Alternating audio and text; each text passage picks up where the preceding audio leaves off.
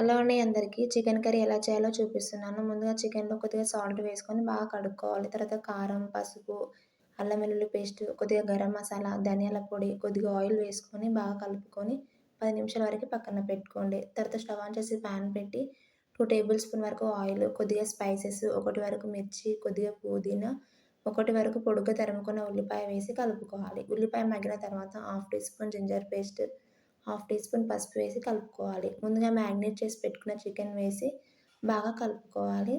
టేస్ట్‌కి సరిపడా సాల్ట్ వేసుకొని మరోసారి కలుపుకొని మూత పెట్టి 10 నిమిషాల వరకు కుక్ చేసుకోండి.